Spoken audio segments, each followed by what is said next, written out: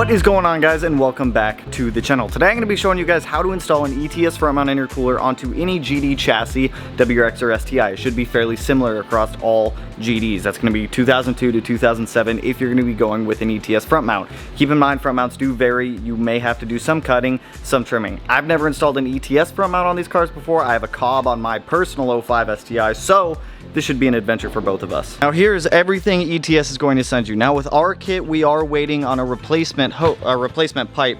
This kit came with a tile cube blow-off valve flange on it. We're going to be swapping to an OEM style so that way we can retain a bypass valve on this car. So your kit may vary depending on what flange style you have. Just keep that in mind. It's only one small pipe, but this is pretty much everything. So we're using an ETS 3-inch core here. Your core size may vary on whatever you order. So you're going to get the core, all the piping. You're going to get a small little hose kit, which I'm not quite sure what that's for yet, but we'll figure it out. We have all of our silicone couplers, all of our T-bolt clamps, and then you also get a new overflow for the washer reservoir. You get the bracket for it as well. Not quite sure what these smaller brackets are for, but we can figure that out. So this kit here, I don't really know if ETS provides instructions to their installs. If they do, I'll link it down below. I'm not entirely sure on that one, but it's going to be going onto this 05 STI right here. So with any front mount intercooler, for the most part, you are going to be losing this front crash bar. Some aftermarket kits do provide a different front crash bar, and with using front mounts, you just may lose the air box. You can do some trimming or cutting to make it work. With my Cobb one, it fits with the Cobb box. You just have to do some cutting to make it work. So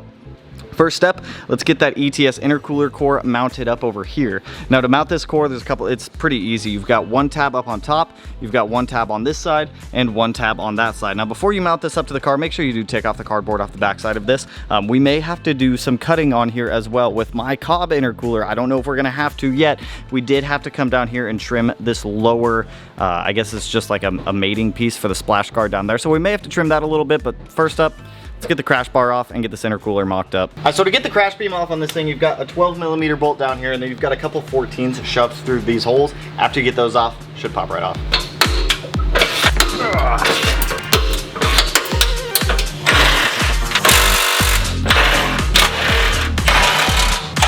Now this guy should just pull right off.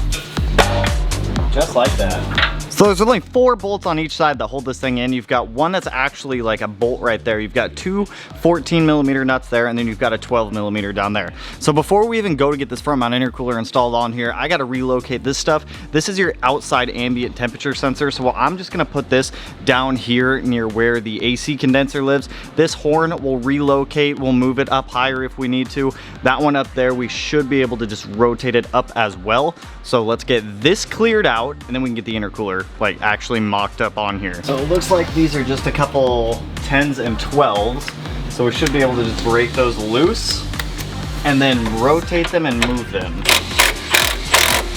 To get it out of the way, this one, we could probably just do the same. Take this 10mm out right here. We're gonna lose that bracket altogether. But that guy popped off, we can take it and just kind of tuck her down there. Now, if you're doing something like this, you may be able to fit like hella horns in here or something like that, but for the most part, you just need to get this area as freed up. I don't quite know if this is gonna work yet. Let's grab the intercooler core and find out. We're gonna be utilizing this bolt right here, and probably these 2 studs where the stock crash bar used to bolt in. So let's get that 12 out first, because we want somewhere to be able to hang the intercooler up. If we can hang the intercooler up, it's just gonna make life so much easier. So now we should be able to, I believe, slide it over these studs right here. And it's going to go up and on there. So we're actually gonna have to come in here. We are hitting these tabs right here. I kind of had a feeling we would. So we're gonna come in here with a die grinder. I'm just gonna trim off this whole lower tab right here just to free up room for the intercooler. So that way we're not fighting with space, because those 2 brackets need to slide over these 2 studs right here just in order to be able for it to go in its home. And we want it to go in its home, so it totally wasn't recording the first half of what I just cut, but what you just need to cut this lower tab piece down here. I've already cut that half off. You don't want to cut too far back. If you cut too far back, it's going to cut into the frame here. Just make sure you guys are cutting prior to the welds. Make sure you have safety glasses on also, so you don't lose an eyeball.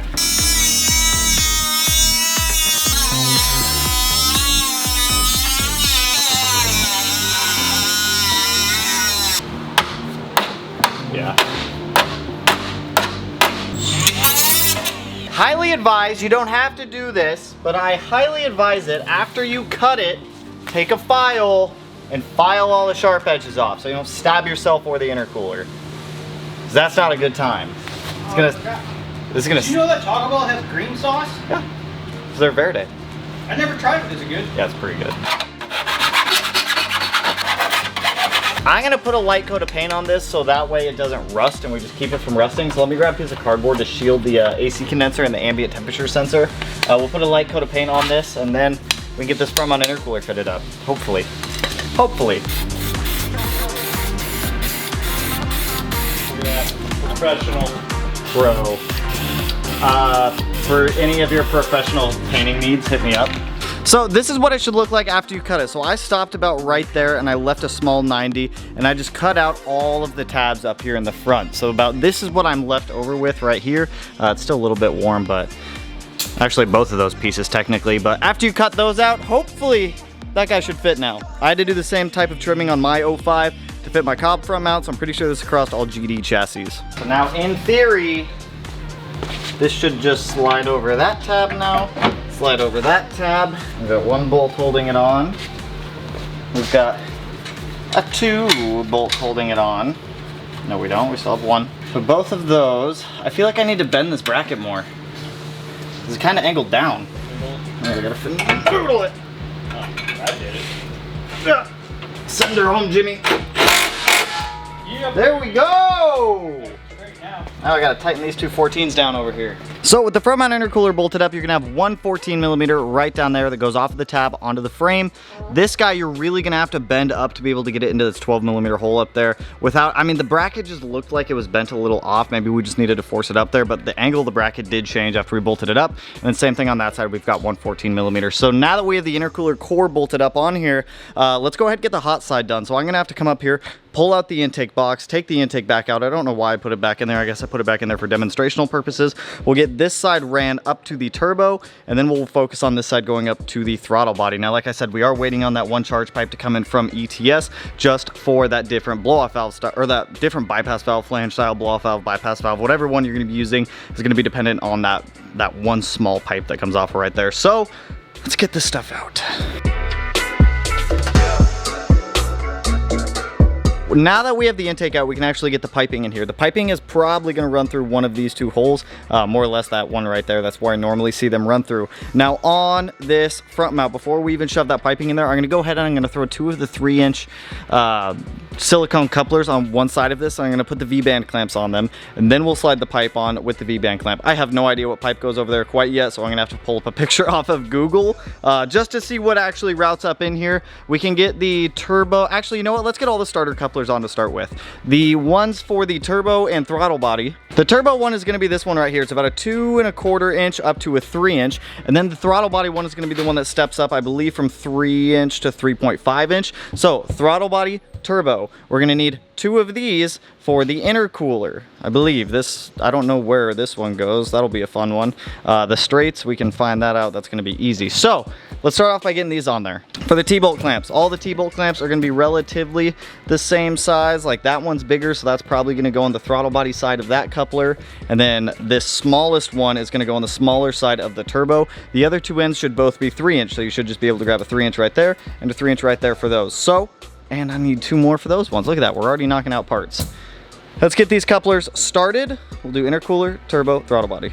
Now you don't have to do this if you don't want to, but it definitely does make getting these couplers on a little bit easier. If you just take a small amount of oil and you just put it on the inside of the coupler, you can just sploosh it around. They make like a special silicone spray for this stuff, but if you don't have it, like most people don't, you just throw a little bit of oil on there and that'll help these couplers slide right on like that. So I'm gonna do it so the ETS logo faces forward on both of these. You know, one of these probably has a 45-degree bend on it. I should probably Google a picture of this real quick. One sec. Alrighty, well I found absolutely nothing on their website about how to install this, so, ow, we'll get it figured out. Let's get the other 2 couplers on. Turbo coupler, smaller side to the turbo, bigger side to intercooler piping. We're going to slide the coupler over this, but we are not going to tighten it down. If we tighten it down, it's going to lock the coupler into its location, and we don't want to do that. Now, whenever you go to install these, make sure that the adjustability of the coupler is accessible, so that way you can actually loosen and tighten the clamp without having to completely fight everything in there. This one up here will probably be a little bit of a pain since there's a lot going on up here, just with all Subarus in general, that's how they are. I'm gonna have to loosen that. So you may have to fight with this one for a minute. but not ours. It went on no problem. No problem. So we'll rotate that guy. Just right, it goes about right there. And then we can get this throttle body one on. We're just loosening up or like knocking out the remaining amount of parts that we have. That's what we're doing right now. We're trying to reduce the pile of parts that we have sitting over there. Now with the one that goes on the throttle body, we can tighten that one down now because that one doesn't have any adjustability to it, so we can go ahead and lock that one in place. All of these appear to be 10 millimeter. I know in the past I've used some of these T-bolt clamps from ETS and they were 11 millimeter, so it could be 10 or 11. Not 100% sure on that, but it's probably one of those. One coupler, tighten down and on there. So now we get to figure out piping. That's the fun part. Let me play with this for a minute, we'll figure out piping.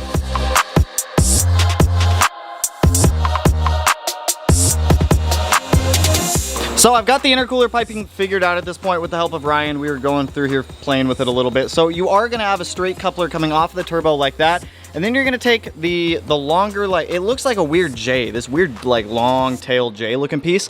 The J part's gonna go up to the turbo. This bend is gonna come down and then it's gonna go through the front hole. I was trying to shove it through the back hole down there. Don't go through the back hole. Go through the front hole. And then it's gonna wrap down, and it's gonna come down very close to the fender right here, wrap down and then go to the intercooler. I had to cut off this bracket right here that came down, and then there's another smaller one right here that I trimmed off just to give it a little bit more clearance. Like, we don't need those brackets anymore. So now that we have the hot side figured out, something just fell out from the car. Now that we have the hot side figured out, oh, it's a T-bolt that fell down there. Let's get all the T-bolt clamps on this side, secure it down, and then we can jump over here to the cold side. I already have a pretty good idea how the cold side goes, so it should be a lot easier on here. The one thing that's gonna confuse me a little bit is this washer relocation reservoir tank. We're gonna have to figure out where this goes. They give you this bracket for it, and it like slides right in right there. We're just gonna have to figure out how to mount that thing, but for now, one step at a time, let's get our T-bolt clamps on here.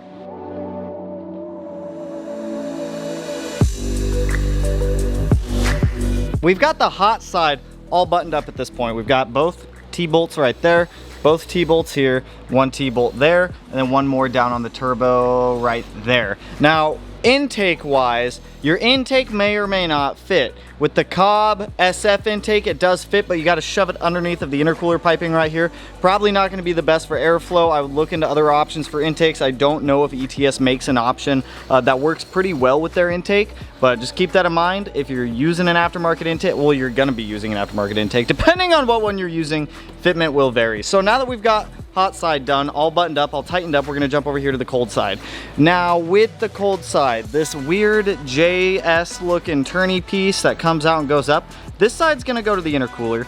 This side's gonna come up and through. So it's gonna come out right there. It's gonna go through that little hole down there, and then it's gonna come up and through right here. Now that lower bracket down there, you're gonna have to cut that off the fan. So let me pull this fan out. Let me cut off that bracket down there. I'm probably gonna trim this upper one off as well just to give us a little bit more clearance. Once we have that one on, we can start running the rest of the cold side pipes. The cold side's pretty easy compared to the hot side. This piece is gonna connect up to this piece right here, and then this piece over here that we're not actually using because we're waiting for the replacement one. You know what, I'm gonna mock this up anyways so that way you guys can see it, so I'll show you where this goes to.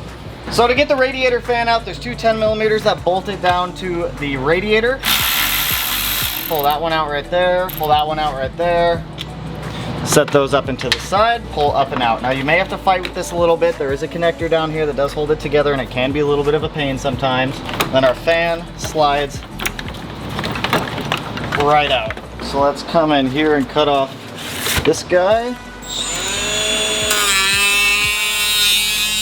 Cut that guy right off. That's not a garbage can, that's an engine on an engine stand. Then I'm also gonna come off and trim off this upper tab here. Now, that's hot. Let's go check for clearance in the car. That was hot. And now we should be able to slide our radiator fan back down in there, and it should give us more clearance now for the new charge piping. I put this in sideways. That fits beautifully. That's where the 45-degree coupler goes. What? Oh! And then this has got to go on that. So So I got the first cold side piping in. So it's that weird J piece. After we cut the radiator fan, you guys can see right down there, there's plenty of clearance now for the charge piping. I've been trying to figure out where this 45-degree coupler goes, and it definitely comes up off of this J piece. This is the piece that I told you we were swapping out for the one with the OEM style flange on it, but I do have this piece mocked in here right now just so that way we can figure out the orientation of the last piece that goes right there. So we've got one more straight coupler that's going to go on right there, and then the last piece of charge piping that's going to connect up right there. Now after we get all the pipes in and the core, we're not quite done yet. If you're going speed density, there is a speed density bung right there for you to be able to put your IAT sensor. So do keep that in mind if you're doing like any type of hybrid setup, like the Visconti tuning, the iWire kit, anything like that. They do provide a bung in it, which is nice. I have seen some front mount intercoolers that do not provide bungs, which is a little bit annoying because most of us who do go front mount intercooler do relocate the IAT sensor. So now that we've got this one in, let's fanoodle in this last piece of piping. I'm gonna end up taking this piece out like I was talking about, but for now, mock-up reasons. Let's get the last one in, and then we can start cutting up the bumper to make sure the bumper fits over the intercooler.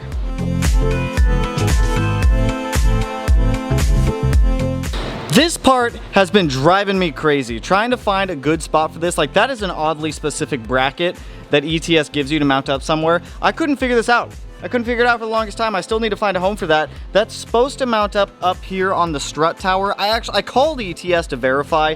It's supposed to go up there, and they give you those little elbow relocation brackets. Because this is a custom setup and we have our Aeromotive A1000 up here, it's not gonna work for what we're doing unless I try to space it out, but then it hits the intercooler piping, the AC line, and everything else over there. So that's just not going to work. So I'm gonna come back to that, and we're gonna get this bumper trimmed up here. So what you're gonna have to do is all of this fog light area here needs to be cut out. You don't want to cut it out to the point where all of these covers in here are just going to fall out, but we're going to have to cut the majority of this off. We're going to have to trim all of this out, and then we're going to have to trim these guys also. So I'm probably going to trim this up to, I'd say this rear line right here on all of these. We'll do a straight cut across. We'll come down here. We'll cut out like this black part that's not painted. We'll test fit. We'll see how it fits. If it fits well, then we're just going to rock that and send it. But right now, these hit the intercooler. This hits the intercooler piping.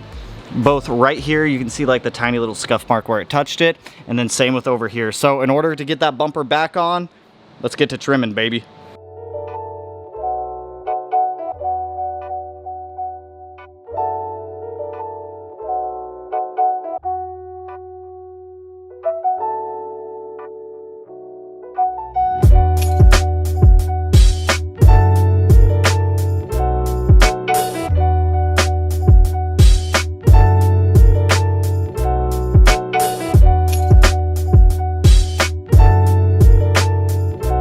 So I've got the bumper all cut up now. So all of the old fog light stuff that used to be here is gone on both sides. This area totally trimmed it down. If we look at it from the front, we have for the most part clean cuts for doing it by hand, which isn't too bad. If you want to, you can totally trim off that top black part. I'm gonna leave that up to the owner if he wants to cut that off or not. He's got some like bad cracking paint up here, so I'm not gonna go ahead and like cut that piece off, but you definitely can. I did it on mine. So with our bumper cut, I already test fit it. It clears the intercooler. There's a little bit of slack there too, so if he ever wanted to go up to like a 4-inch core or something like that, he definitely can. So let's get the bumper reinstalled back on the car, then we'll figure out this whole washer reservoir situation right there.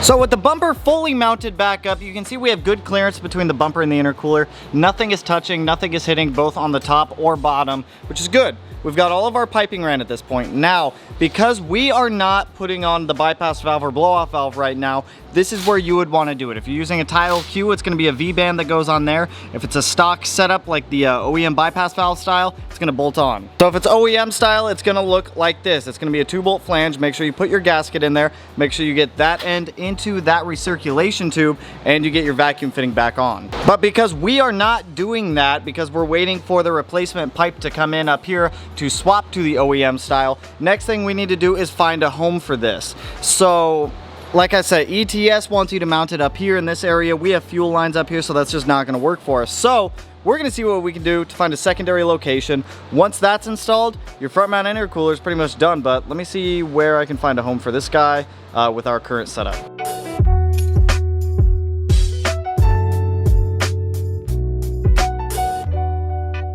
So we're scrapping this. Well, we're not scrapping it. We're gonna keep it around the shop, but we're not gonna be using this one. There's just no room to fit it anywhere. Even with moving our fuel pressure regulator right there, it's supposed to mount up on the strut tower there, and even with it right there, it still hits the intercooler piping, as far as I understand. Like, I called ETS, and they made it sound like it's supposed to mount up to the strut tower right there, but no, we're not gonna be using that. So we're just gonna get a cob one. I'm pretty sure it just mounts up like right down in there or like out of the way over there. It'll work for what we're doing. Personally, I use the Killer B one, but I also have my fuel pressure regulator mounted up on the pitch stop, so to each their own. But with that, our front mount intercooler is installed. So not too hard to install an ETS front mount. Orientation of piping took a little bit to figure out, but hopefully this video helps you guys with your orientation, so that way you're not sitting there for like 20 minutes like I was trying to figure out what pipe goes where. Hopefully this helps you guys install your ETS front mounts on your 02 to 07 WRXs and STIs. It's really not as bad or as like intimidating as it seems. I know for some of you guys this might be your first time installing a front mount intercooler.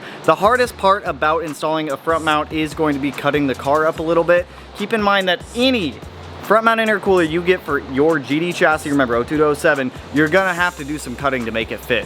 The newer 08 to 14s and 15 pluses pretty much go on without any cutting. I haven't had to trim any of those, of the ones that I have done, but all of the GD chassis I've had to trim. So anyways, if this video helped you guys, you know what to do. Go ahead, hit that like button, turn it black, blue, green, yellow, purple, silver, cyan. Color of the day is green because that's the color of the shirt that I'm wearing. And if you're not already subscribed to the channel and you want to be one of these corners, hit that button. No idea which one it'll be in quite yet. And with that, I will catch you guys in the next one. Peace out, homies.